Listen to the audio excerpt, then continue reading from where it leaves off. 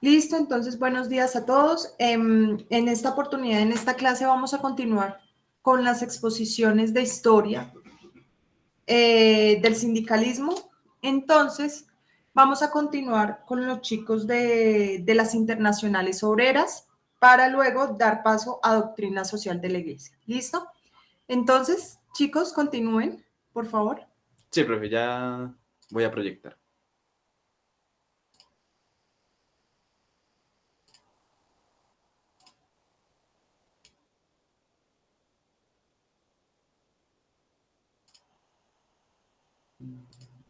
¿Me podrán confirmar si ya están viendo?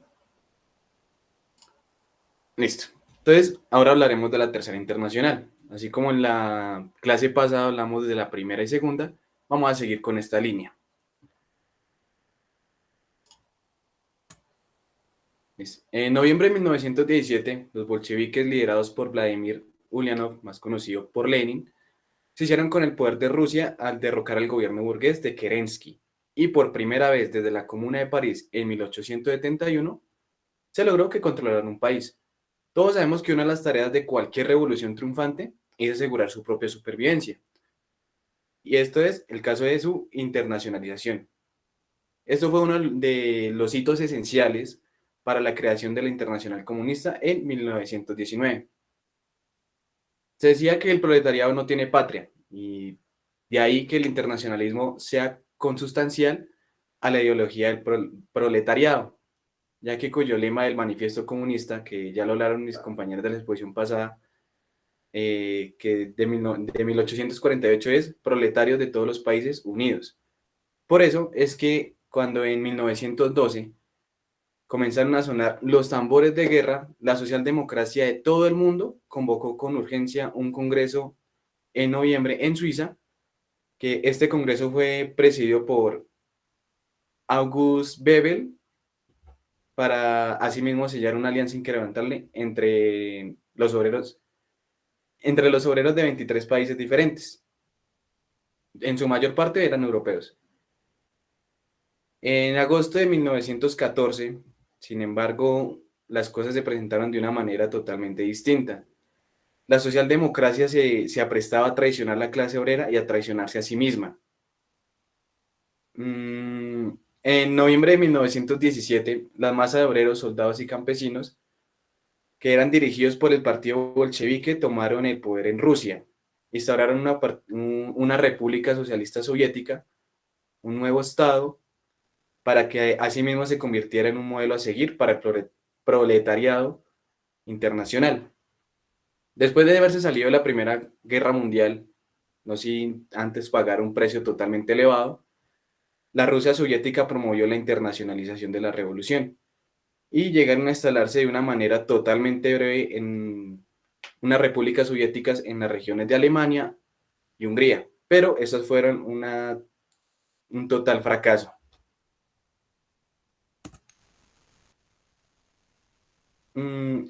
Ahora hablaremos de la creación y desarrollo de la internacional y los cuatro primeros congresos. Desde 1919 a 1923, la Internacional Comunista libró una batalla de vida o muerte por forjarse como la dirección firme que el proletariado necesitaba, ya que dadas las circunstancias, la intervención directa en el movimiento revolucionario de los distintos países, los jóvenes partidos comunistas fue un proceso de aproximación entre aciertos, errores, polémicas y debates internos para encontrar el camino de los revolucionarios hacia las masas. La Segunda Internacional, como ya lo había dicho, traicionó los intereses del proletariado al apoyar las respectivas burguesías nacionales en la matanza imperialista. Solo un reducido grupo de revolucionarios encabezados por Lenin y los bolcheviques Trotsky, Rosa Luxemburgo, Liebknecht y unos pocos defensores del genuino internacionalismo proletario logran romper definitivamente con el social chauvinismo que era crucial para reorganizar las fuerzas del proletariado. Después de pasar 4 congresos, que el segundo congreso es catalogado como el más importante y que ahí se sacaron las 21 condiciones, que en lo personal, que lo logré leer, me pareció más interesante el último punto, que el partido que no esté de acuerdo con la ideología y lo ponga en práctica, todos los miembros tendrán que expulsarlo unánimemente. Así tenían como un control interno. Listo. Ahora, la Tercera Internacional bajo Stalin, que fue del quinto congreso al séptimo congreso. En total fueron 7 congresos. La burocracia en su lucha para consolidarse pasó de apoyarse en el campesino rico, al que favoreció en un primer momento, para luego aplastarlo de una manera totalmente violenta, ya que se consideraba un total peligro para la URSS. Pasó de un socialismo a paso de tortuga a, a crear una industrialización totalmente apresurada y una colectivización forzosa del campo. La Internacional Comunista vio unos zigzags totalmente extraños para ellos mismos, una burocracia soviética que los partidos comunistas tomaban como muy bruscos. Aquí hablamos de la llamada política del tercer periodo, que la socialdemocracia era igual a un fascismo y por lo tanto era totalmente enemiga, la querían erradicar por completo.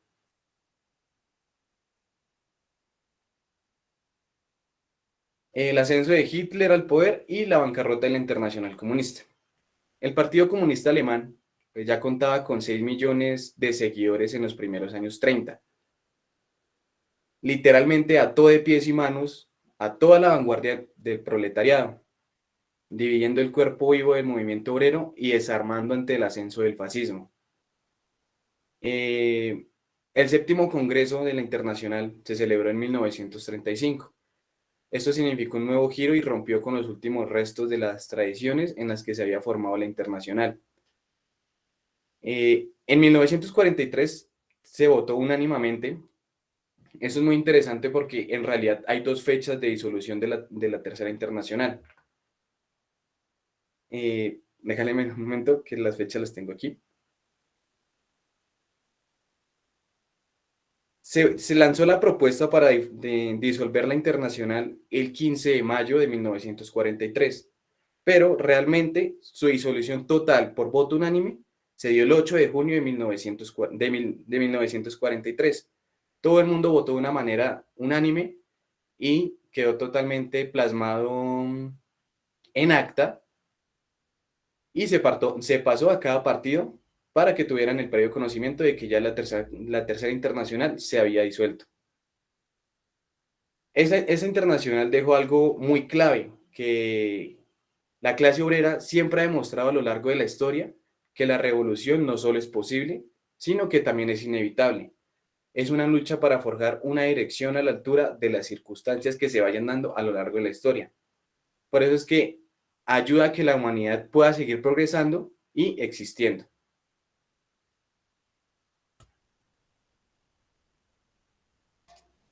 Y ahora pues les proyectaré el video.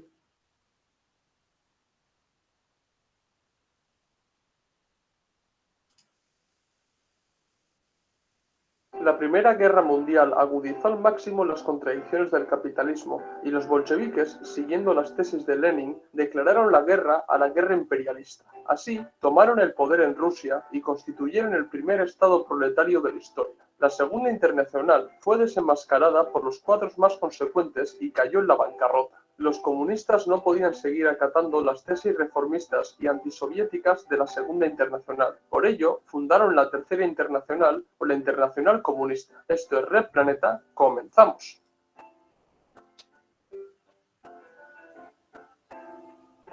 Antes de comenzar con la Tercera Internacional, quiero recordar que anteriormente hice los vídeos de fundación o la Internacional Comunista. La Segunda Internacional, que nació con la intención de agrupar a los partidos proletarios y erigir el poder obrero, fue traicionada por los reformistas socialdemócratas que renegaban teórica y prácticamente la lucha de clases. La Segunda Internacional hacía aguas por todas partes. La dura batalla que Lenin hizo en el seno de la Segunda Internacional sirvió para desenmascarar a los reformistas y cerciorar a los verdaderos cuadros partidos comunistas de la inutilidad de la Segunda Internacional para comenzar la revolución proletaria. La Gran Guerra imperialista dejó en evidencia a los reformistas que apoyaron los presupuestos de guerra y llamaron a las masas a defender la patria burguesa. Únicamente los bolcheviques, liderados por Lenin, se mantuvieron firmes y tomaron el poder político en Rusia. La Revolución de Octubre de 1917 dio un gran impulso al movimiento proletario revolucionario y se dieron distintas insurrecciones por Europa, entre las que destacan Alemania, Finlandia, Hungría y las repúblicas bálticas. No solo eso, los partidos socialdemócratas de Occidente sufrieron escisiones y se fundaron nuevos partidos comunistas en Europa. Los proletarios y campesinos del mundo entero necesitaban una nueva internacional de carácter comunista que los ayudara a tomar el poder e imponer su dictadura, la dictadura del proletariado. De este modo, los bolcheviques decidieron fundar en marzo de 1919 la Internacional Comunista sobre la base de las conferencias de Zimmerwald y Kemptthal.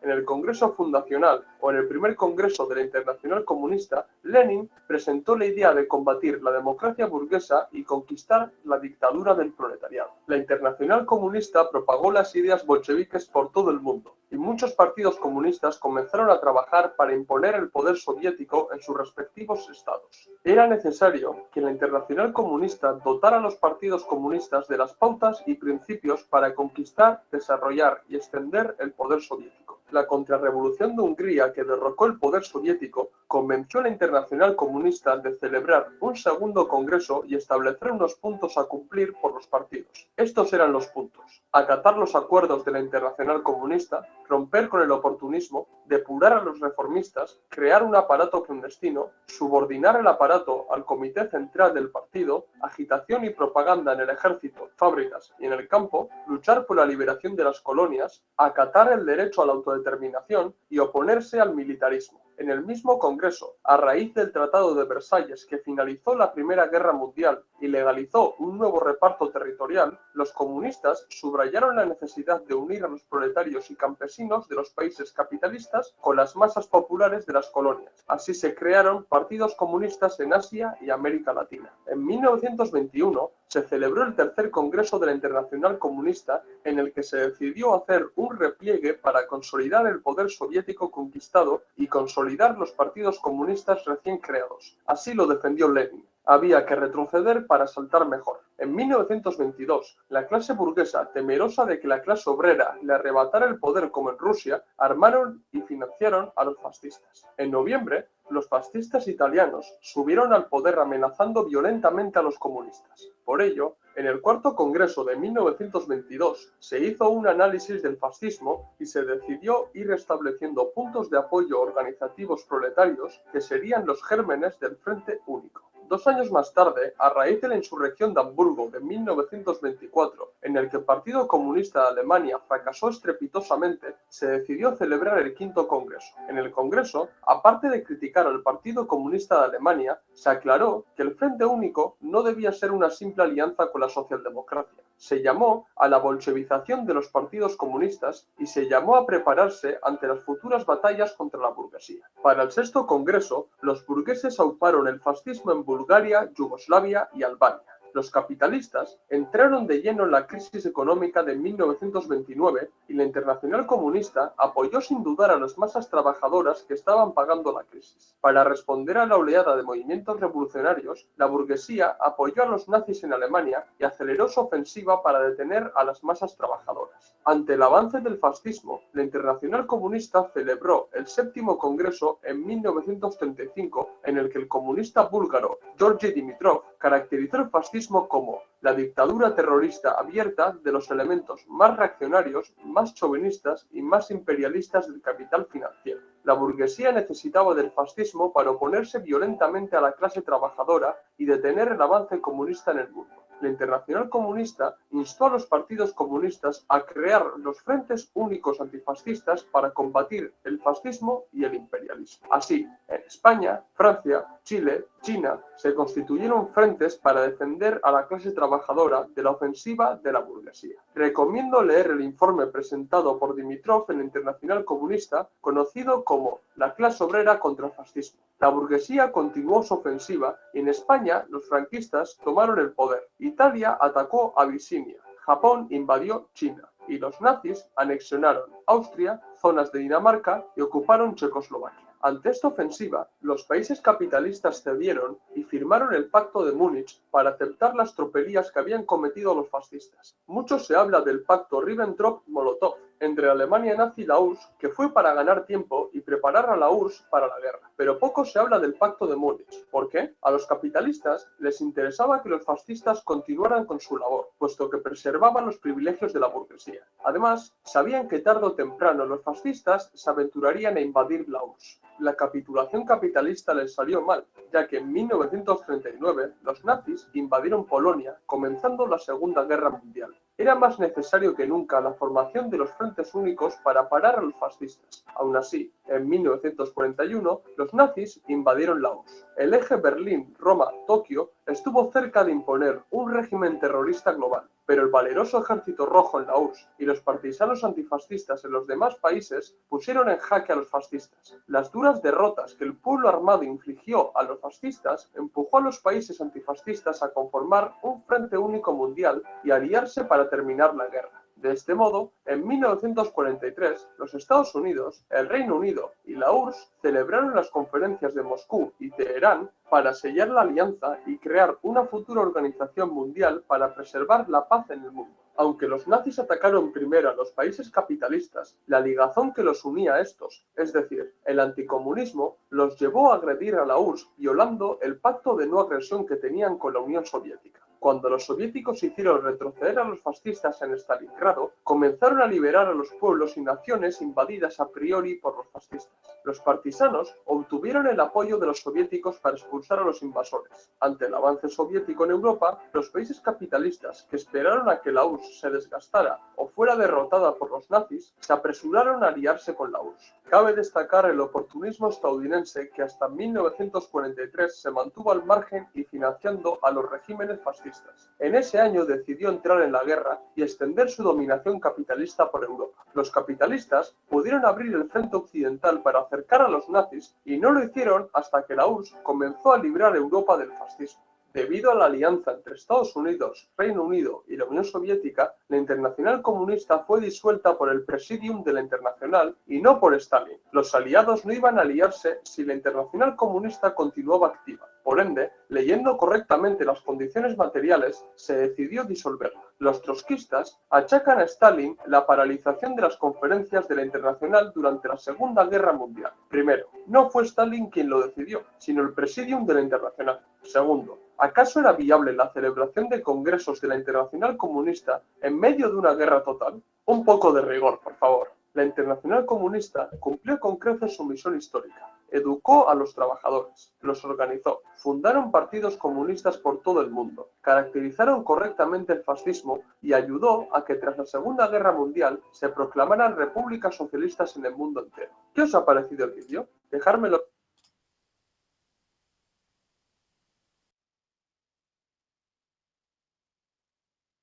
Bueno, ahora como decía en el final del video, a partir de una serie de diferencias entre los que antes eran mencheviques, había dos facciones en la URSS, los bolcheviques y los mencheviques, que eran una facción más moderada y los bolcheviques una facción más radicalizada de la izquierda. Trotsky pertenecía a los mencheviques, pero posteriormente se uniría a Lenin pues, por sus ideales e incluso estaría de acuerdo en algunos de sus puntos. Y bueno, y posteriormente cuando Stalin llegó al poder, bueno, quedó elegido en el poder, pues habrían unas diferencias. Entonces, a raíz de estas diferencias, muchos partidos comunistas pues se unieron en una cuarta internacional en 1938 en París y que posteriormente el Secretariado Unificado se trasladaría a Nueva York. Siguiente, Sebas, por favor. Bueno, este tenía una serie de programas muy diferenciados y que tratarían de tomar de la Tercera Internacional sus primeros congresos, es decir, los que Sebastián nos decía, los 4 primeros congresos, porque el resto de congresos cuando Stalin llegó a la Cuarta Internacional, pues sería producto de diferencias pues con Trotsky y los posteriores pensadores marxistas de la línea del trotskismo. Bueno, uno de los principales programas pues era el programa de transición Entonces voy a hacer el paralelo entre qué opinaba Trotsky y qué opinaba Lenin, y bueno, y cuál sería la diferencia y qué había dicho Lenin.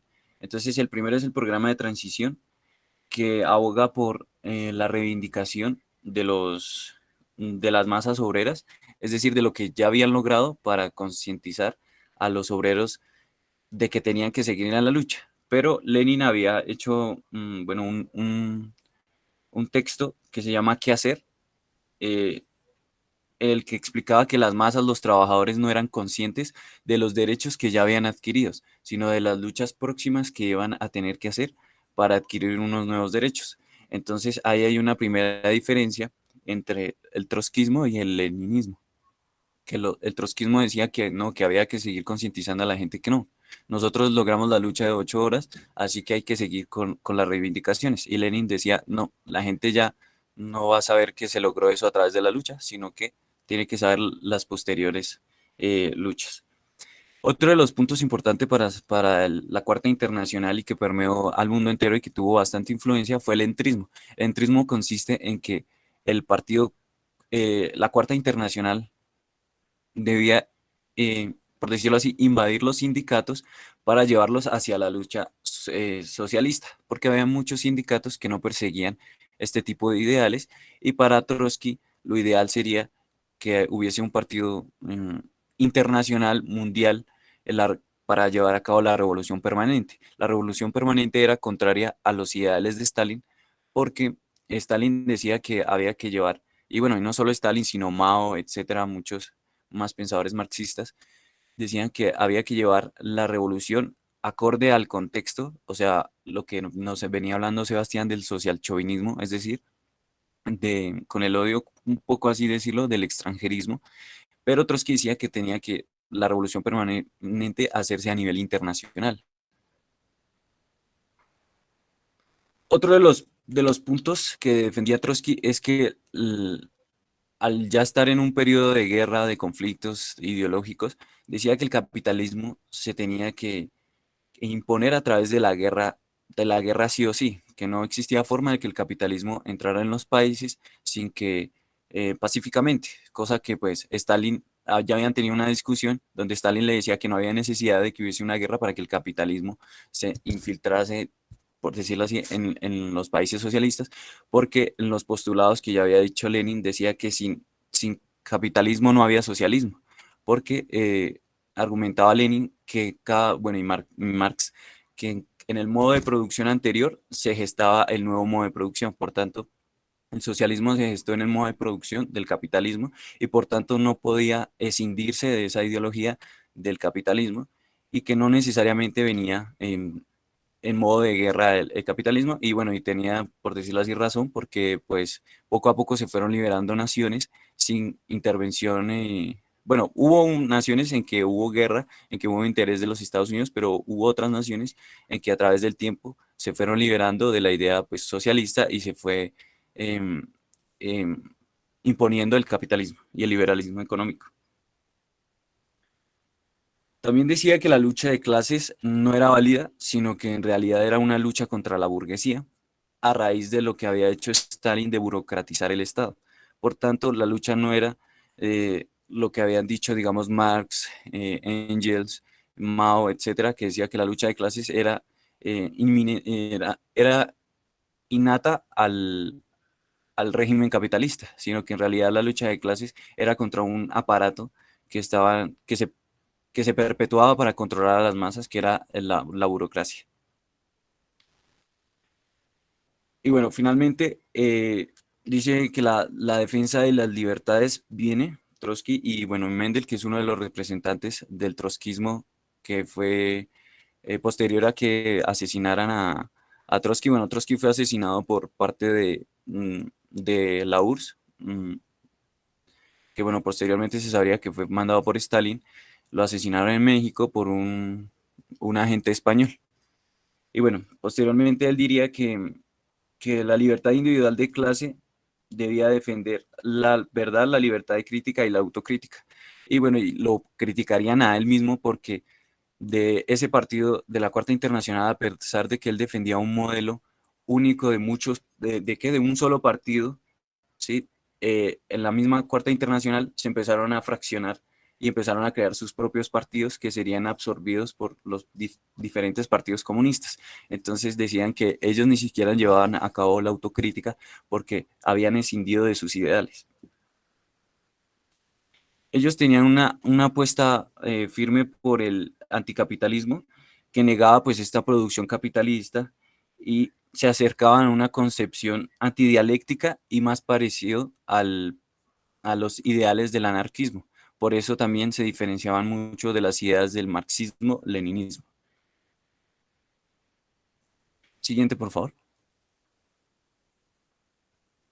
Bueno, y producto de esas divisiones, porque algunos no pensaban, eh, especialmente el Secretariado Unificado, pensaba que el centralismo democrático, que es un solo partido internacionalmente, eh, diría que no es posible porque en cada una de las regiones el contexto es diferente y se tendrían que crear partidos totalmente diferentes. Entonces en eso se diferenciaría el principal y bueno, y en la actualidad el Secretariado Unificado, que es el, lo que quedó de la Cuarta Internacional, la parte más importante. También se han organizado más fracciones, más partidos, pero en América Latina tenemos en particular la corriente marxista internacional que influyó mucho en el peronismo que hubo en Argentina. El peronismo fue una ideología laborista que fue influida por las ideas del socialismo, pero hasta cierto punto, no fue totalmente. Y finalmente, pues hay unas fracciones trotskistas, hay unas fracciones entristas y hay unas facciones peronistas, hay unas facciones, por ejemplo, socialismo o barbarie, que son un poco más radicales, que defienden las ideas del Gulag, de eliminar la ideología que no se parezca a las de ellos. Entonces, esa sería la Cuarta Internacional actualmente. Hay muchos partidos y aparte otros fueron absorbidos por los partidos comunistas de cada uno de los países. Por ejemplo, en Colombia se dejaron absorber por los partidos comunistas, por el Partido Comunista, perdón. Entonces, no existió acá mucha influencia acerca de la Cuarta Internacional. Muchas gracias. Ahora les pasaremos el, un quizzes. Ya les paso el código.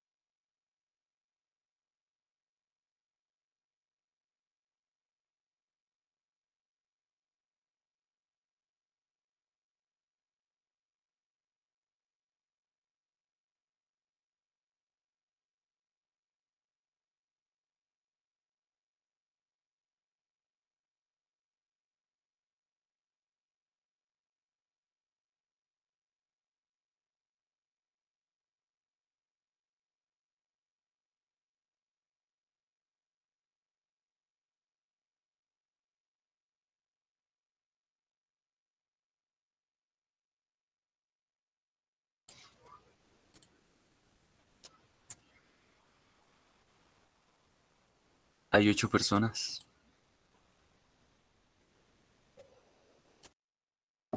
Podemos empezar con los que estamos, Andrés. ¿Listo? Sí, señora.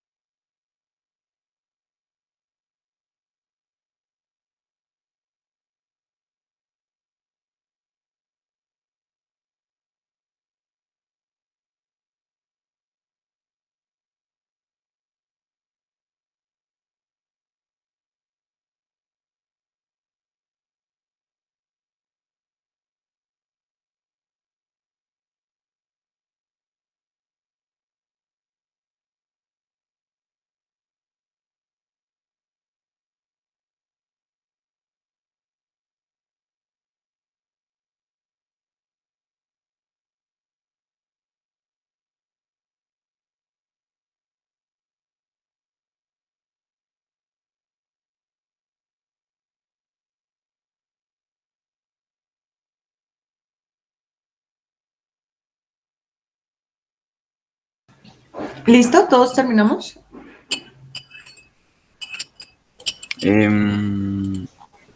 Sí, señora. Ya muestro el podio.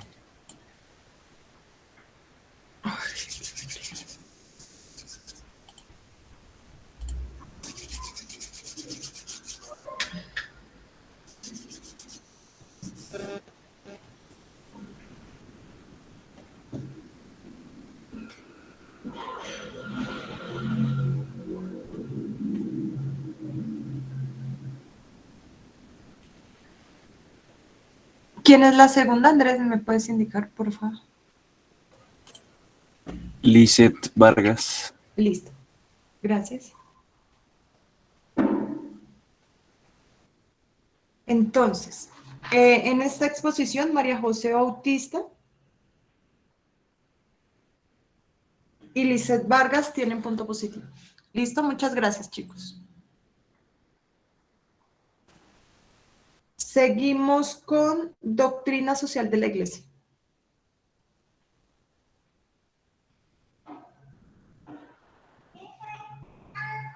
Bueno, buenos días a todos. No, espera, Salo. Bueno, deja así, ya voy a compartir un video primero y ya sí. El video es para efectos que tengamos una idea de lo que fue la doctrina, específicamente la encíclica Rerum Novarum, para poder contextualizar y que así los compañeros no estén tan perdidos al momento de presentar nosotros nuestra exposición. Listo, perfecto. Una pregunta, Manuel. Dime, profe. ¿Están solo los dos? No, estamos No. con Diana. Buenos Diana, días, profe. Ah, ok, es que no te veía. Bueno, listo. Listo, chicos. Pueden comenzar.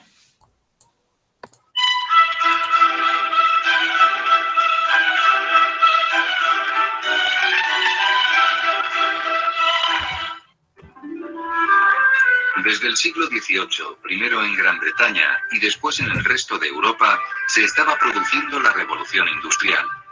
Los inventos y las fábricas iban a mejorar el nivel de vida de algunos. Pero para los obreros, la vida era muy dura. Los salarios escasos y la jornada laboral excesivamente larga.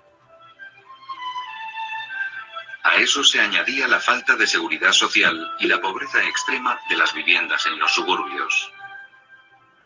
Pronto se levantaron voces acusando a los gobiernos liberales de permitir aquella vergonzosa explotación. Y los obreros se fueron organizando en sindicatos. En 1848, Marx y Engels publicaron el Manifiesto Comunista, cuyo desafío al capitalismo se resumía en su famosa consigna: proletarios del mundo, uníos. No solo denunciaban los vicios del capitalismo, sino que anunciaban su destrucción por la lucha de clases que inexorablemente ganarían los obreros. Marx se inventó una visión de la historia materialista en la que la clase obrera impondría la dictadura del proletariado y construiría, al final de la historia, una sociedad sin clases, o sea, un paraíso en la tierra sin Dios. El final llegó antes de lo que imaginaba Marx, en 1989, pero para entonces el comunismo ya había costado al mundo docenas de millones de víctimas. El problema obrero tenía una solución cristiana. La había mostrado Pío IX y la concretó su sucesor, el Papa León XIII, en su encíclica Rerum Novarum. En ella propugnaba la justicia social, la ayuda a los hombres de las clases más desfavorecidas y la creación de sindicatos de orientación cristiana. El Estado, decía, debe proteger a los trabajadores, particularmente cuando los patronos los aplastan con cargas inicuas o salarios de miseria. El sueldo debería ser suficiente para que el obrero pudiera sustentarse a sí mismo, a su mujer y a sus hijos.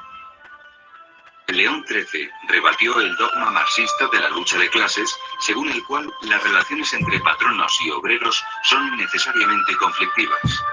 Al contrario, afirmaba, serán pacíficas si las leyes se fundan en la religión.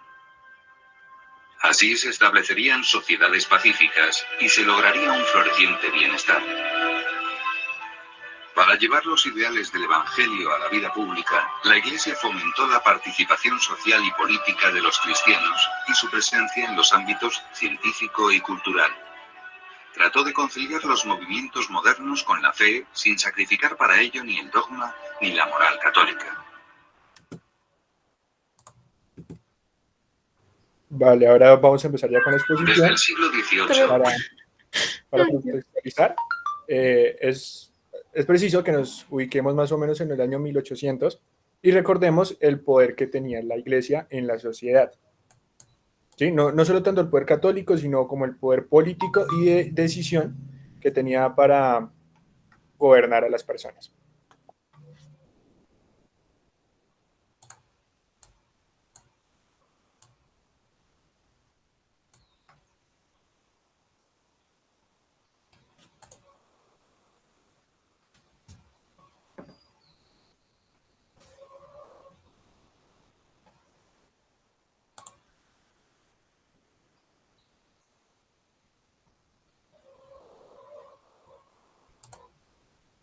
Bueno, ahora bien, entonces nosotros comenzamos diciendo, bueno, buenos días, compañeros y profe. El tema que nos correspondió fue la doctrina social de la Iglesia y está expuesto por Diana Victoria Barrera Velandia, Manuel Steven Nieto Parra y quien les habla, Stacy Mitchell. Bueno, entonces, por favor, sigue.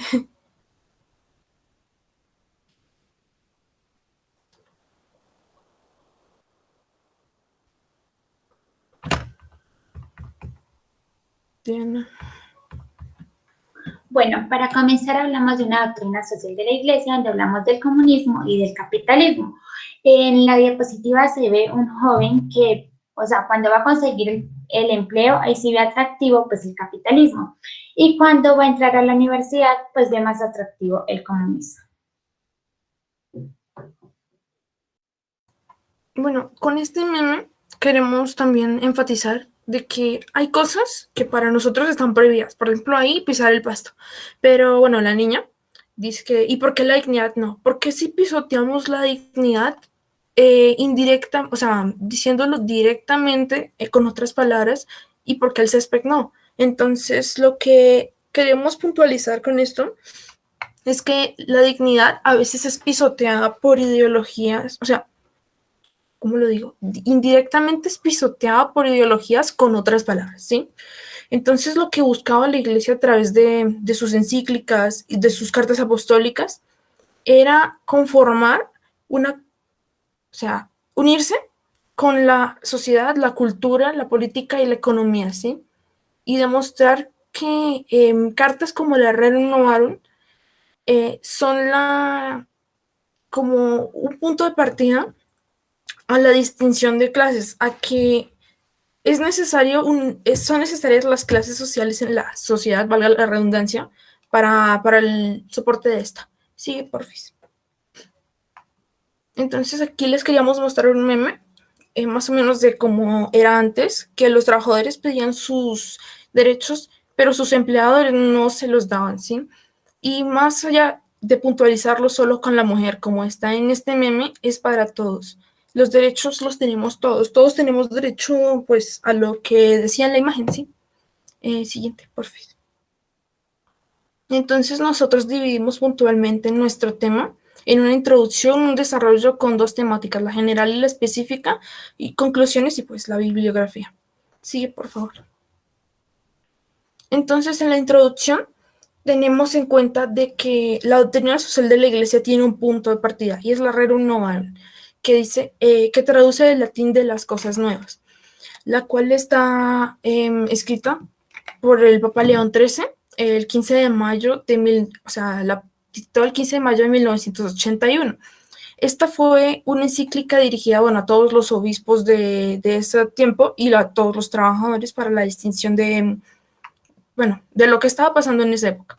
Entonces, para la doctrina social de la Iglesia, ellos creían que todo tipo de acción realizada por el hombre, independientemente de sus características y circunstancias, significa actividad humana que se reconoce como el trabajo, en donde el hombre es capaz y debe estar dispuesto a trabajar, debe estar dispuesto a trabajar por naturaleza. ya que como la iglesia se basa en la Biblia y en otras doctrinas de la misma, Dios nos hizo a imagen y a semejanza, ¿sí? Entonces ellos dicen que este mundo visible está para dominarse. Dios nos dejó este mundo para dominar y pues para trabajar. Como por ahí dice una frase muy célebre: el que no trabaje, que no coma, ¿sí?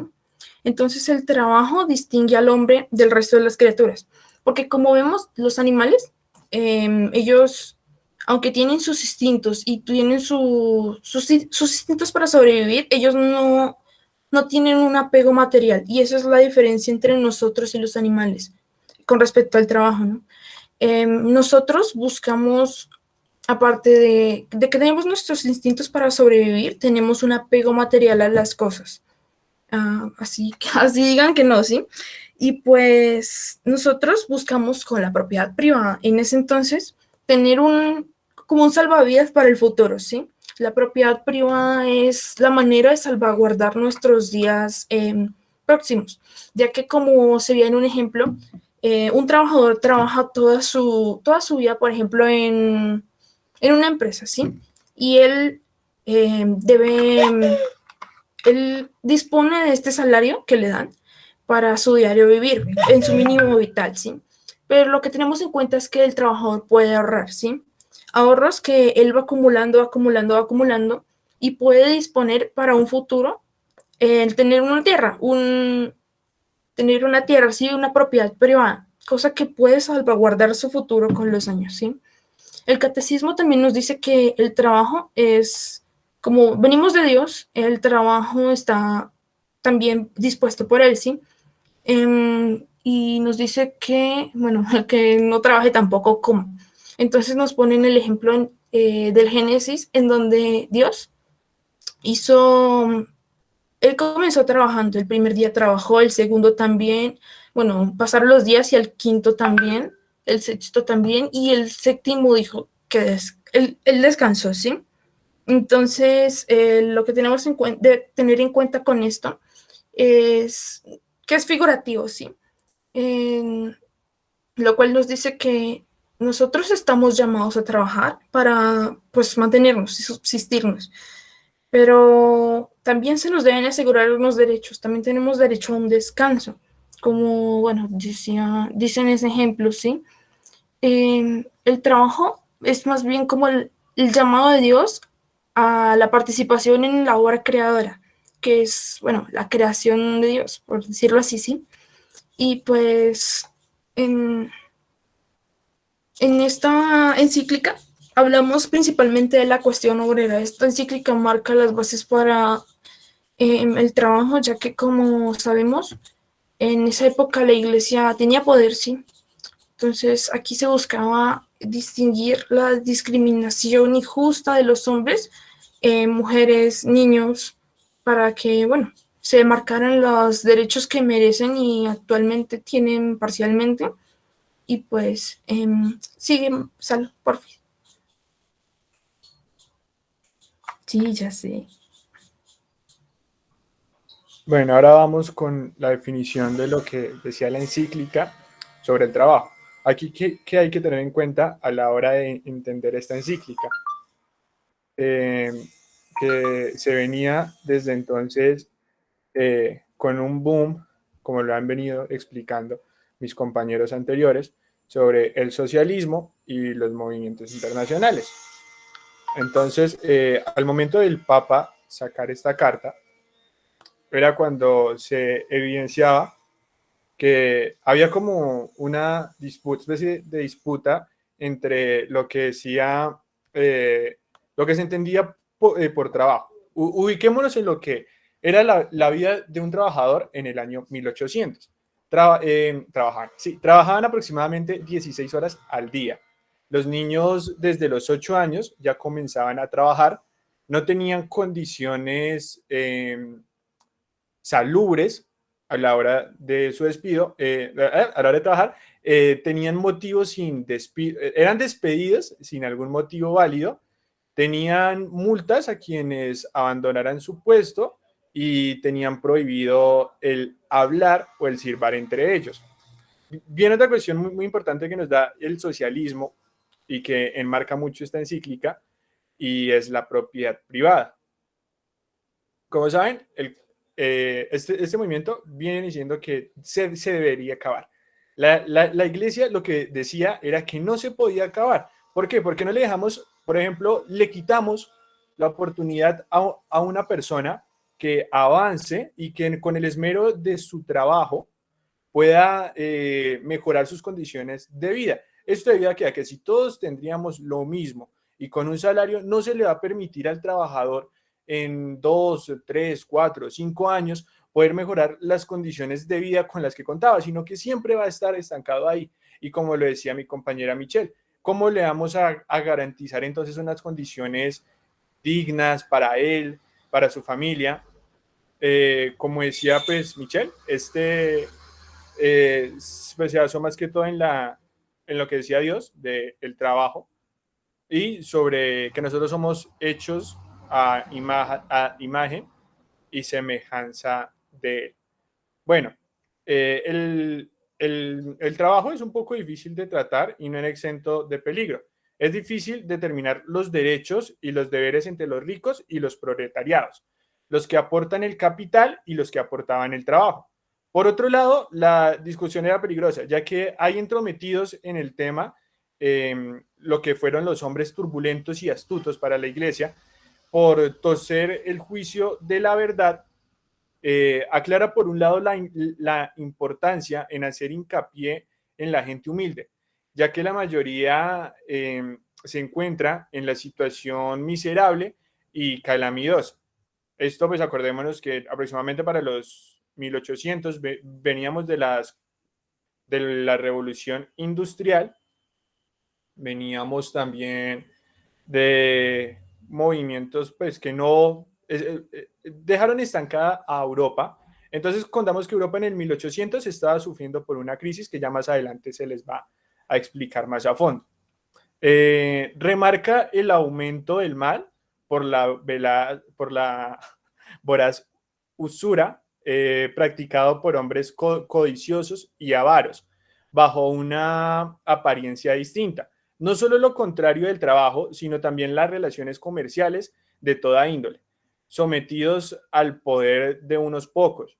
Un número reducido de adinerados ha impuesto el yugo de la esclavitud y una muchedumbre infinita en el proletariado. Ahorita más adelante les vamos a explicar cada capítulo. La Rerum Novarum tiene 42 puntos. Estos 42 puntos están divididos en 6 capítulos. Siguiente diapositiva.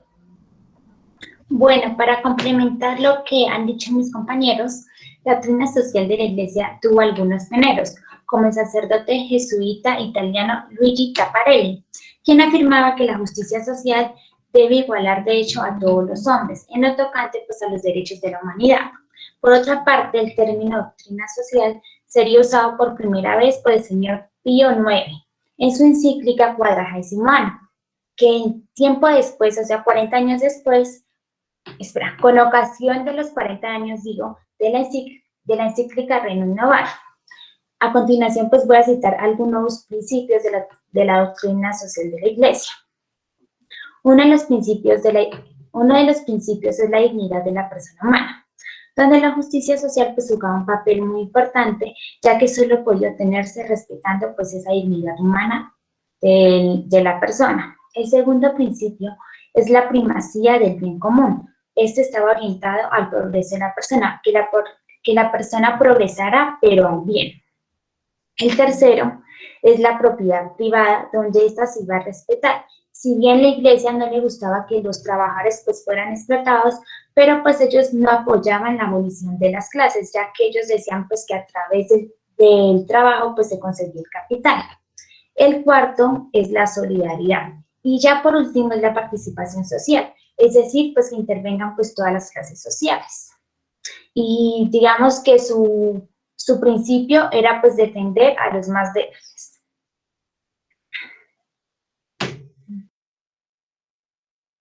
Bueno, como yo ya dije, si alguien, en la Biblia se relata que si alguno no quiere trabajar, que tampoco coma. Entonces, esto es importante porque los que estudian la naturaleza del hombre, o sea, Dios nos dio el poder de trabajar, ¿sí? Según la Biblia y los escritos de la Iglesia Católica. Pero también el hombre da el propio trabajo, ¿sí? El hombre creó el trabajo por alguna razón, ¿sí? Entonces, aquí el trabajo, desde el comienzo de los tiempos literal, el trabajo ha transformado al mono hombre. ¿Y por qué? Porque en un comienzo todo era de subsistir por los instintos, por decirlo así, pero ya fue innegable después que el trabajo desarrolló a esta persona para que evolucionara así, ya que nuestros primeros ancestros ejecutaban estos, bueno, como ya les dije, para sobrevivir y para la satisfacción de su organismo, pero luego se dieron cuenta de que debían dividir esto, ¿sí? Conforme pasaba el tiempo, las épocas cambiaban y se hacía fundamental que el hombre no solo viviera porque, bueno, viviera, sino que tuviera una existencia, tuviera una razón, un motivo. Entonces se hacía innegable que el hombre y el trabajo han estado ligados por todo el, ¿cómo lo digo? Por toda la vida, ¿sí?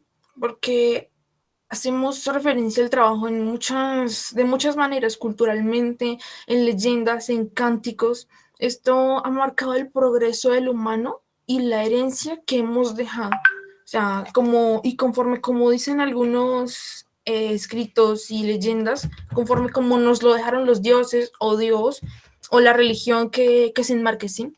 Aquí esta religión también nos enmarca, bueno, que yo les había contado que el mundo se creó en 7 días, pero esto, bueno, es figurativo, ¿sí? Dios trabajó por partes y pues en un momento Dios creó el trabajo. O sea, en la Biblia lo manifiestan como que el trabajo de Dios es perfecto, ¿sí? Al momento de que lo hizo es perfecto, Dios, bueno, era omnipotente y todopoderoso y bueno, y él realizó este trabajo porque es bueno y quería fructificar lo que él podía ofrecer para hacer multiplicar la tierra. Y con esta misma concepción nos lo dejó. Hay que trabajar para fructificar y perdón, y multiplicar la tierra, ¿sí? Lo que nos dice que también esto tiene que ver con la parábola de los talentos, lo que nos dice que Dios nos dejó un granito de arena, ¿sí? Un granito de mostaza o con lo que lo quieren equiparar. Y lo importante es cómo el hombre lo multiplica. Esto, como ya lo dije, se puede equiparar al ejemplo de la propiedad privada con el salario, porque poco a poco una persona ahorrando puede conseguir por ejemplo, una propiedad privada y salvaguardar su futuro. Entonces aquí nos da una visión positiva de que el universo está llamado al trabajo, ¿sí? Y pues sigue con la diapositiva, Salo, por favor. Bueno, por otra parte, encontramos la temática general, donde abarcamos pues, la crisis europea, la defensa de la propiedad, la justicia social, el sindicalismo y los efectos que todo esto ha traído. Bueno, con respecto a la crisis europea, a finales del siglo XIX, la Iglesia Católica pasaba por un momento muy crítico, en el que estaba en juego la existencia de la institución, es decir, de la Iglesia, debido pues, a varios factores, como sociales, por ejemplo, las guerras derivadas de la lucha de clases, la clase obrera y pues, la clase trabajadora. También existían factores como los ideológicos, ya que algunos estaban pues, a favor de la abolición de clases, o sea, del marxismo, y otros estaban en contra de esto. Digamos que la Iglesia afirmaba que si bien pues defendía esa clase trabajadora y no le gustaba pues que fueran explotados y esclavizados, pero decían que a través de esa clase trabajadora se iba a conseguir pues el capital. Pero digamos que la causa que más afectaba a la Iglesia era la pérdida de fe. Bueno, ya yéndome por la defensa de la propiedad, con respecto a esto la Iglesia señaló que al pretender que los socialistas, los bienes que eran de los particulares, o sea, ellos no estaban de acuerdo que esos bienes pasaran a la comunidad, ya que agravaban pues la condición de los obreros, ya que les quitan pues ese derecho a disponer de su salario y obtener pues mejores provechos a un futuro. La justicia social, pues esta condena el capitalismo acusándola como otra causa pues de pobreza, afirmando que cada trabajador debe recibir un salario justo que le permita subsistir. Sin embargo, ellos defendían la propiedad privada, pues como ya lo había dicho anteriormente. Bueno, ya hablando de sindicalismo, este fue un elemento indispensable, ya que buscaba las mejoras de las condiciones de los obreros y el fomento de asociaciones obreras en los católicos. Y bueno, y los efectos, ya para finalizar esta diapositiva, esto trajo muchos efectos en la Iglesia Católica, en su jerarquía y en el mundo moderno.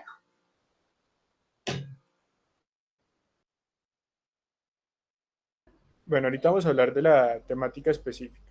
Como les dije, específicamente la Renum Novarum está dividida en 42 apóstrofes, ¿sí? Si se quiere ver así. Estos apóstrofes están agrupados en 6 grupos. ¿Qué pasa? Al principio pues, se dice que León XIII fue el que la sacó, pero se debe hacer énfasis que fue Paulo VI el que comenzó con este trabajo, ¿sí? Que no fue solamente este papa el que llegó y sino que es un trabajo que empezó Paulo, murió, llegó León y lo quiso continuar. Bueno, aquí, ¿qué fue los aportes como más importantes como la controversia que da esto?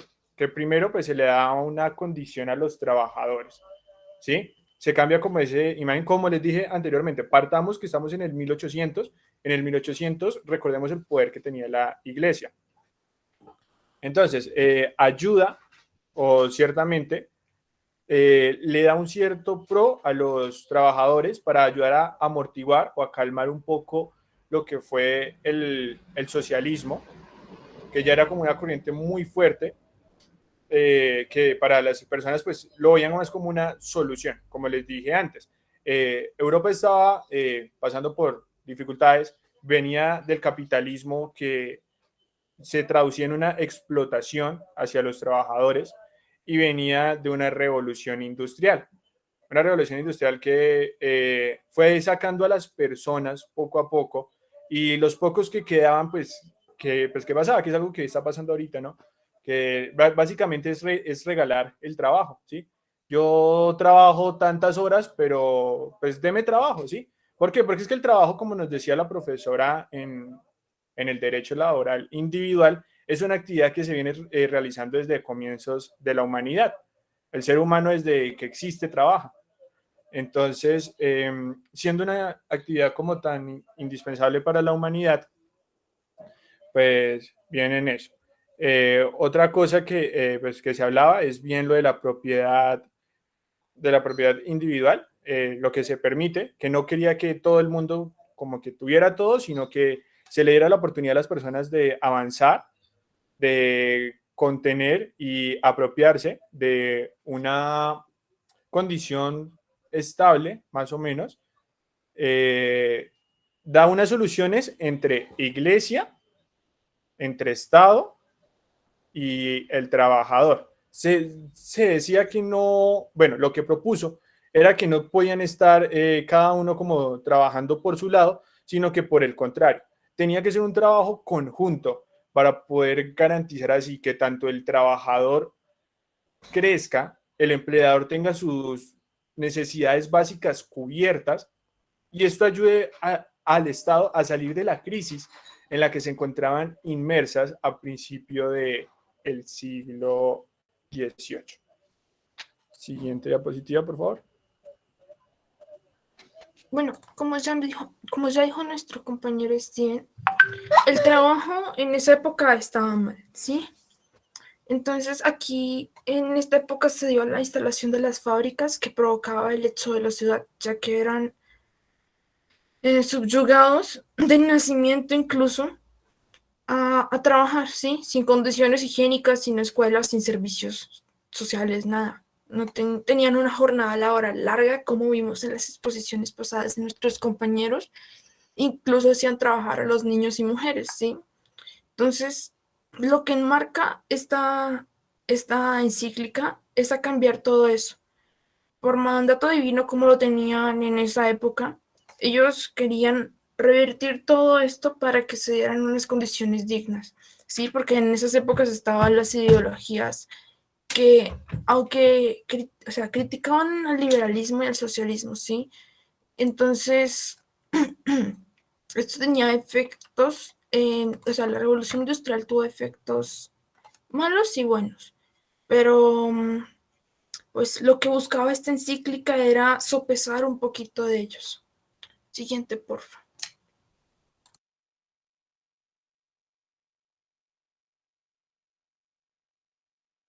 Bueno, ahorita vamos a ver en una primera parte lo que proponía la solución socialista.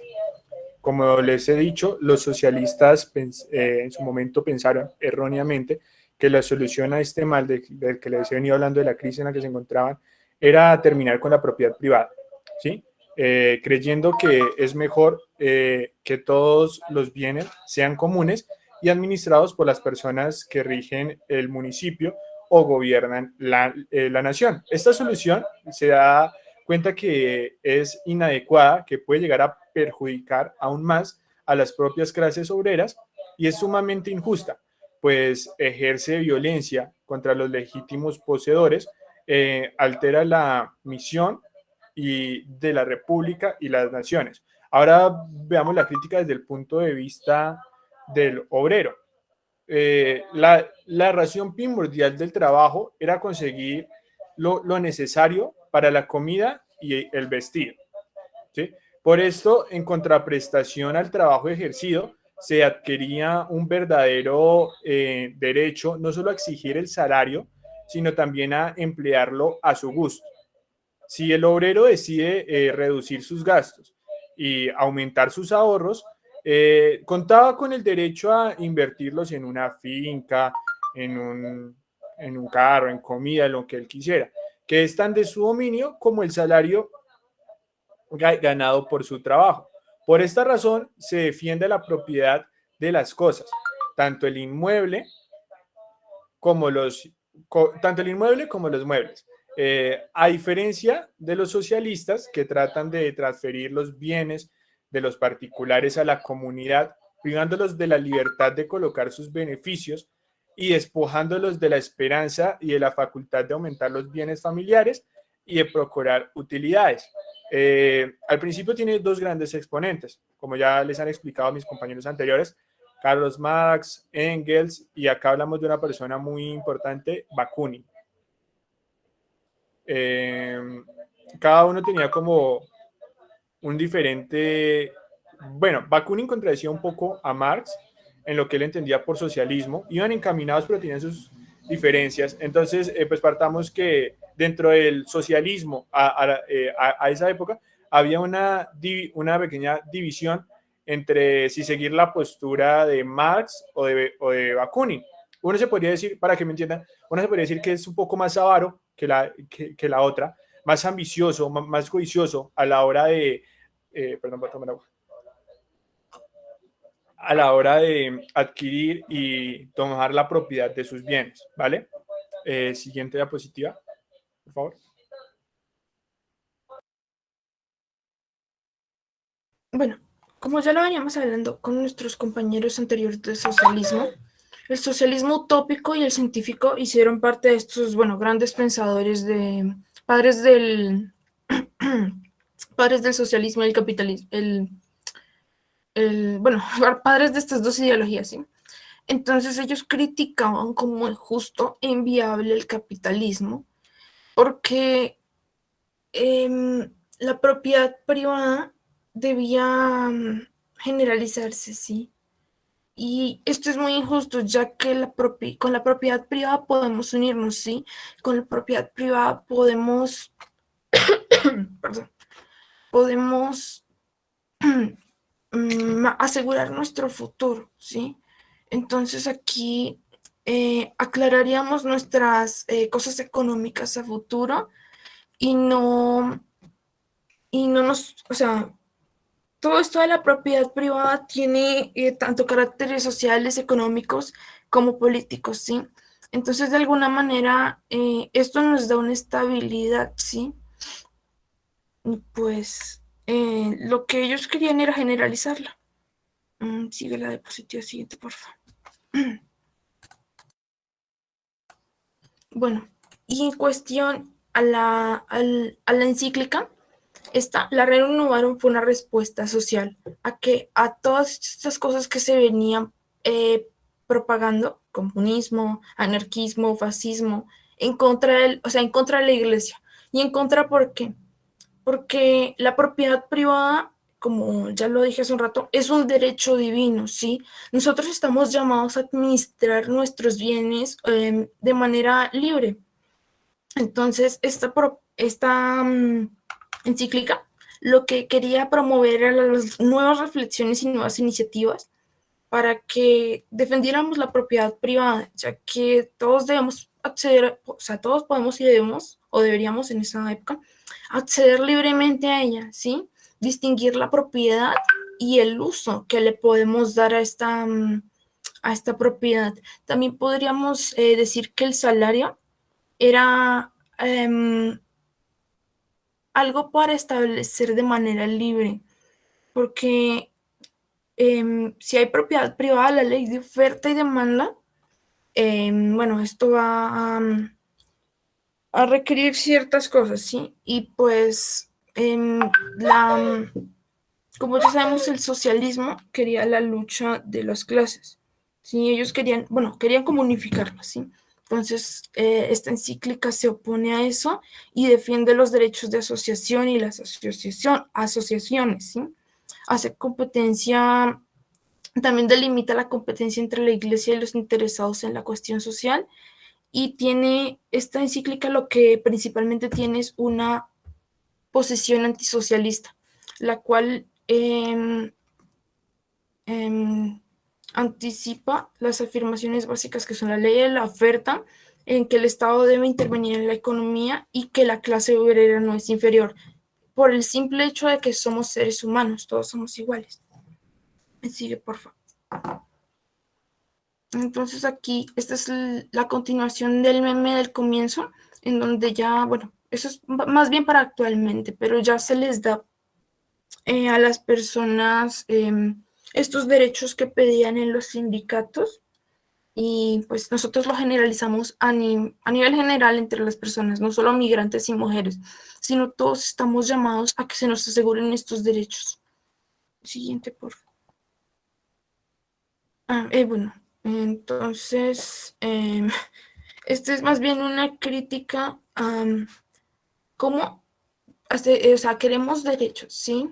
Pero también dejamos de lado cosas que tienen inmiscuidas dentro de sí los derechos, por ejemplo, como los 10 mandamientos, ¿sí?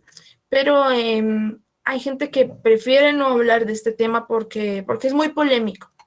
Entonces... Vale, entonces antes de seguir, cabe pues recalcar que, pues como se han dado cuenta un poquito en el énfasis que vamos a hacer, esta encíclica tiene influencia liberal, dio cierto boom en el momento. Su exponente principal para argumentar la propiedad privada fue John Locke. Cuando decía que la apropiación excesiva es injusta.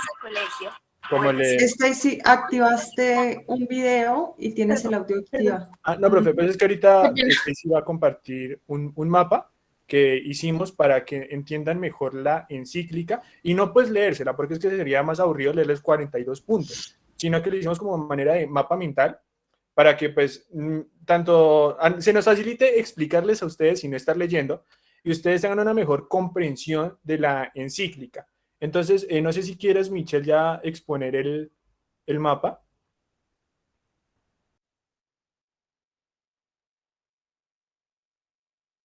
Bueno, antes les vamos a presentar otro video. Este va, bueno, en medio de la explicación de la encíclica y de la explicación de lo anterior, sí. Entonces lo voy a poner. En este tienen que leer.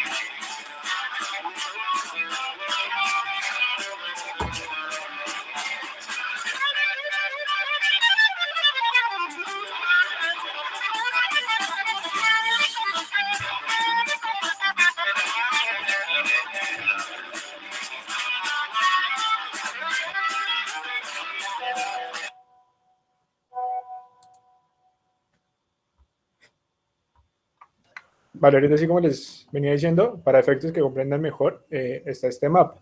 Es a modo de mapa mental, trae imágenes para que, como les digo, no le tengamos que leer, les pongamos explicar de una manera más interactiva y pues ni nos alarguemos aburriéndoles explicándoles los 42 puntos y ustedes pues se cansen de vernos a nosotros, ya que ya han tanto tiempo vernos, pues es entendido. Bueno, pues para comenzar encontramos el capítulo 1, pues donde hablamos de socialismo. Asimismo, hablamos de una solución de conflictos, donde surge pues la condenación de la violencia y también pues hay ataques a o sea, el socialismo.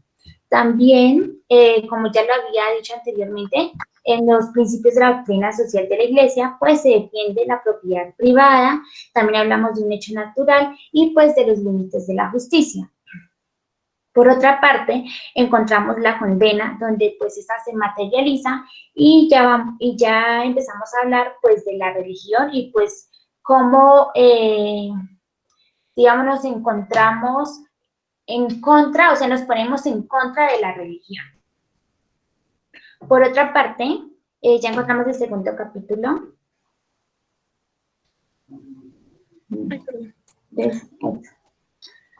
Donde hablamos pues de una condenación, también hablamos de un liberalismo externo, de un capitalismo que como lo había dicho anteriormente, entonces el capitalismo es, por decirlo así, pues algunos autores lo dicen que el capitalismo es la causa de la pobreza y también pues es la degradación de los trabajadores, ya que pues estos por obtener más salario, entonces pues trabajan más.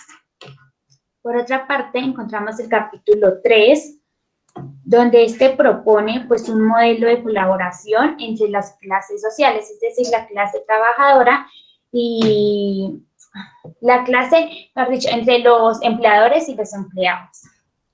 Por otra parte, también dicen de que si una clase social una clase social no puede existir sin la otra, ya que pues si no hay gente que trabaje, pues no podremos obtener ese capital. Ya el capítulo 4, Perdón, es que...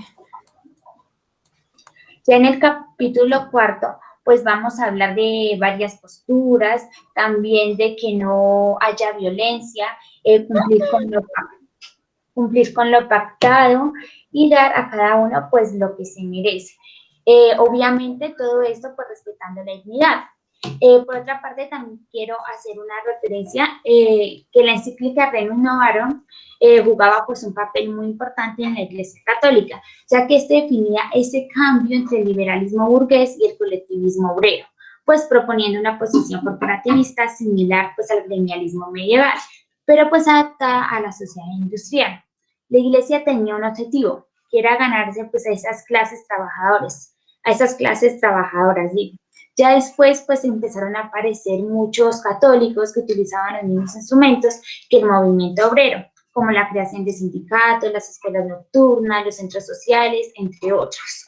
Por otra parte, y ya siendo también muy importante, en el año 1908 se creó la Acción Social Popular, dirigida por el jesuita Gabriel Palau, con la idea, pues, de difundir y propagar la nueva doctrina social de la Iglesia y extender los sindicatos obreros y agrarios. Pero, ¿qué pasó? Que este intento pues salió muy mal, ya que 4 años después el jesuita fue obligado a renunciar y destinado a América Latina. Otra fecha que me pareció muy importante fue en el año 1926, pues en este año se creó el Comité Femenino de mejoras para la mujer y el niño. Uno de los colaboradores de este comité fue un médico filántropo, el doctor Roviralta. Bueno, ahorita pasamos al capítulo 5. Acá que es importante hacer el énfasis en lo que decía el capítulo 3, y es que, pues como sabemos, todo es una pirámide, ¿sí? Entonces, si falta la parte de abajo, no puede existir la parte de arriba, ¿sí? Entonces, la pequeñez de las fuerzas humanas aconseja al hombre a buscar el apoyo en los demás. En las Sagradas Escrituras, eso se veía reflejado en el versículo que les voy a citar. Espera que lo tengo acá. Sí. Es mejor que estén 2 que uno solo. Tendrán la ventaja de la unión. Génesis 2:4. Parezco ya sacerdote. Bueno, el hermano llevado por su hermano es una unidad fortificada. Hablando de la propiedad, hay que tener en cuenta las diferencias. La sociedad civil. En cuanto a la sociedad civil, alcanza a todos, persigue el bien común y se les da el nombre de públicos. Se unen a los hombres para construir el pueblo. En cambio, la sociedad privada, su finalidad es el bien privado de sus miembros. En común tienen que todos los hombres son sociales por naturaleza. Acá cuando hablamos del uso de los bienes, pues vamos a hacer tres pequeñas aportaciones. Nadie está obligado a auxiliar a los demás, ¿sí? Pero esto tampoco significa que una vez esté satisfecha una necesidad, no se pueda satisfacer a otro. El ayudar al otro a progresar, el ayudar a nuestro prójimo. El decir que como seres humanos somos sociables por naturaleza, sentimos y tenemos ese instinto de ayudar, de buscar un bien común para nosotros, era lo que estaba diciendo esta iglesia en este capítulo. Debemos ayudar una vez tengamos satisfechas nuestras necesidades, pero esto no significa una obligación. Yo no te estoy obligando a ti, por ejemplo, lo que pasa hoy con las personas que están en Afganistán, en Venezuela, que vemos que a Colombia ni siquiera no han llegado, y ya vemos que hay personas en redes sociales con memes que ya son un poco xenofóbicos, que tildan de que X, Y persona, tales costumbres, cuando ni siquiera han llegado, ¿sí? Aunque no estamos obligados como Estado, porque no tenemos ninguna responsabilidad para con ellos, pues el gobierno tiene la voluntad de ayudar. Hablamos de la caridad cristiana. En la caridad cristiana sí ya hablamos de una obligación para todos los católicos, ¿sí? Que se ve reflejada en los mandamientos, ayudar al prójimo, dar de beber al sediento, dar de comer al hambriento, santificar las fiestas, cosas así. Y pues esto debido a que no solo debemos dar las obras, ¿sí? O sea, no lo que nos sobra, lo que nos sirve, sino que no, debe ser un acto de suma bondad, de algo que sea útil y se pueda ayudar. Bueno, en cuanto a la administración de los bienes, siempre se debía pensar en el bien común. ¿Por qué? Porque es que si mirábamos lo que proponía el comunismo es las grandes personas, las grandes élites, por decirlo así, son los que iban a controlar esta sociedad. No iba a haber un bien común, ya que pues seguían en lo mismo. Las personas de abajo seguían con lo mismo, las de arriba se seguían haciendo más ricas. Entonces, esto pues tiene que ver con mucho sobre lo que les dije, lo de John Locke. La apropiación excesiva es perjudicial. Pasamos al sexto punto. Bueno, en el capítulo 6 ya hablamos de la moral cristiana. La moral cristiana, pues para ese entonces es algo que no se podía poner en perjuicio, ¿no? Ya que hoy en día sí tenga sus diferentes críticas o aportes, pero pues para ese entonces simplemente la moral cristiana era algo sagrado, algo que provenía de Dios mismo y que se debía respetar. En cuanto a esa época y para efectos de la Rerum Novarum... Chicos, vayamos terminando, ¿listo? Vale, entonces, bueno, está eso, está lo de los pobres, que los pobres nunca deben sentir vergüenza por cómo son, a los ricos a dejar el orgullo y ayudar. Si quieres, dejas de acercar tanto y los explicamos a manera global. Eso ahí. Como les dije antes, en el capítulo 7 era la relación entre el Estado, la Iglesia y el trabajador, en las que decía que no solo se tienen que trabajar cada uno por su lado, sino que debía ser un trabajo mancomunado y unido para poder tanto salir de la crisis, buscar una solución más viable a la que proponía el comunismo, el socialismo. Y ya, en el capítulo 8 vemos los deberes y las obligaciones del Estado, tanto con los trabajadores y la forma en la que se debía organizar o manejar un gobierno, según la Iglesia. Pasamos a la 9, Michelle, por favor. Ahora bien, para esta época lo que se buscaba, o sea, lo que la iglesia buscaba solvenizar eran los derechos de los trabajadores, lo que todos ya conocemos, las asociaciones, el descanso dominical, las limitaciones de la jornada laboral, la prohibición del trabajo infantil, la protección de la mujer y el salario justo. ¿Y esto por qué? Porque son cosas que deberían ser inherentes a como a nuestra moral, a nuestro ser, ¿sí? Porque un trabajador que está trabajando mal no te va a rendir, ¿sí? Entonces lo que buscaba la iglesia era evangelizar en virtud de qué se debía resolver y cuál era la problemática. Y era asegurar esto a las personas, asegurar un empleo digno a las personas. Ahora, el Estado y el Papa había una controversia entre esto, ya que el Estado o sea, en esa época el Papa y la Iglesia tenían cierto poder, ¿sí? O sea, no digo que ahora no, ¿sí? Pero, y el Estado era el que, o sea, el Papa León XIII manifestaba que a través del comunismo se iba a obrar de forma injusta e inhumana. Y en ciertas palabras, iba a esclavizar a la sociedad, ya que se exigía mucho más de lo que una persona podía dar. Por ejemplo, lo que decía mi compañero, es justo que las personas, o sea, lo que decía John Locke es cierto, porque una persona que tiene, digamos, todo el capital, por ejemplo, de un pueblo, no está asegurando la justicia. Lo que se busca con esto es que si cada quien tenga como su parte, su propiedad privada, por ejemplo. Pero que todos tengan un pedacito no quiere decir que nos estemos empobreciendo o enriqueciendo, ¿sí? Estamos asegurando, estamos salvaguardando algo a futuro. Y eso era lo que hacía la propiedad privada. En donde el Papa dirigió la mirada hacia también los impuestos. Quería que los impuestos, sí, yo, que quería que los impuestos fueran justos y no excesivos. Y bueno, esto ya lo conocemos, ¿sí? Y pues en el capítulo 11, él proponía pues una solución definitiva, que era no dar paso al comunismo, dar una claridad en qué es lo que se quería y hacerlo, ¿sí? Animar a no extremar las posturas de poder, por ejemplo, no extremar el socialismo, no extremar el capitalismo, así como algunos hacen críticas al capitalismo. Creo que esto se debería hacer con todas las posturas para pues no extremarlas, ¿sí? Y para tener una convivencia, o sea, encontrar una convivencia común y pacífica entre todos. Y pues, para finalizar, los logros de la encíclica es que supusieron una revolución, ¿por qué?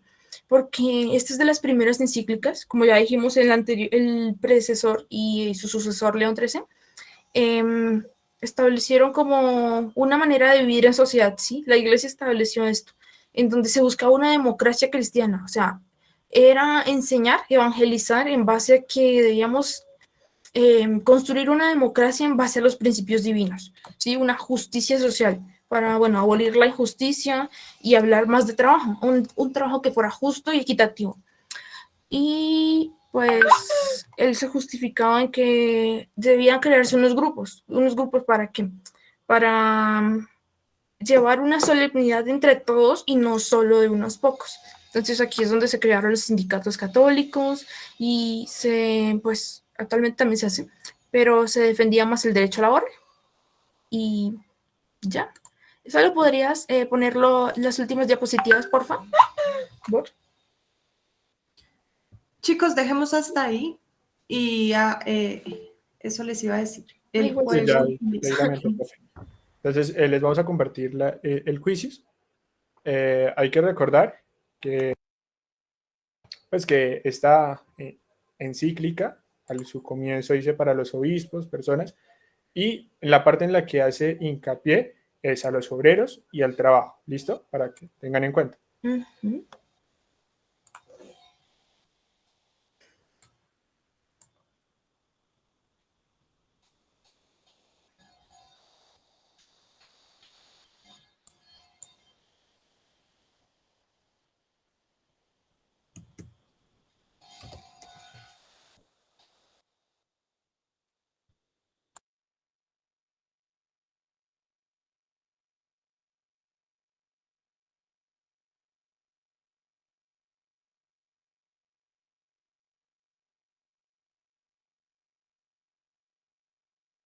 Profe, van 13 personas. ¿Esperamos un minuto más o empezamos? Un minuto, porque ya se nos acabó la clase, ¿listo? Vale, sí, señora, profe. Igual son solamente como 5 preguntas, son sencillas. Steven, ¿quieres que comparta pantalla o no? No, tranquila, ya le tengo acá, Michelle. No. Vale.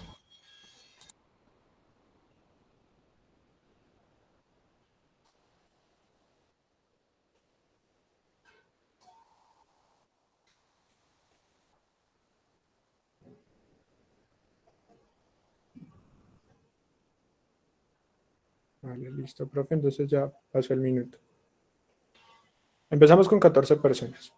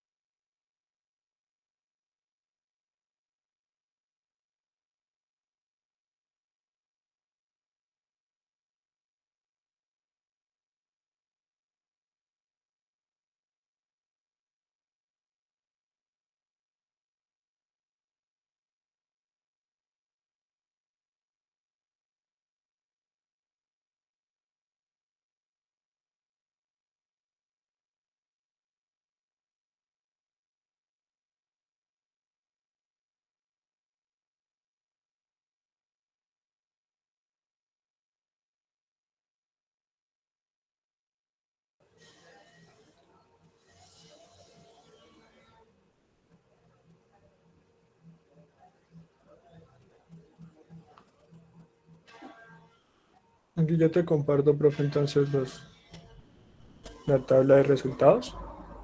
La M es mi usuario, no vayas a poner, no lo vayas a tener en cuenta. No, pues no ha terminado. Creo que faltan personas. ¿Es que se está modificando?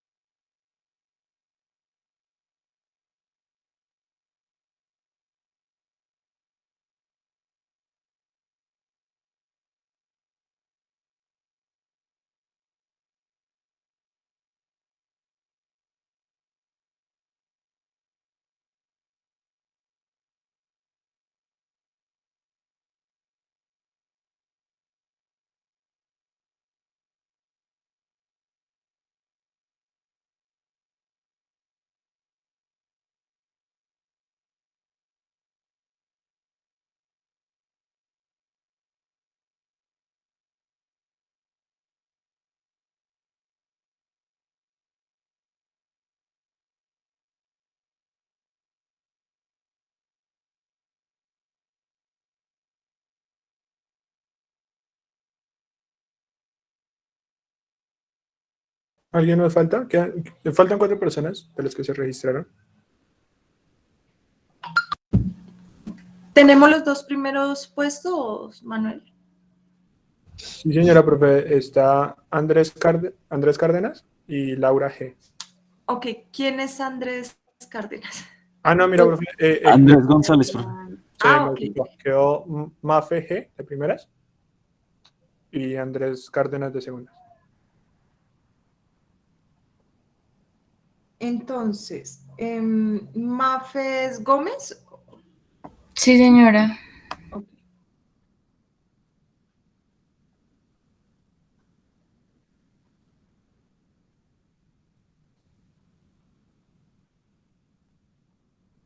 Listo. Vale, chicos, entonces dejemos la clase hasta aquí.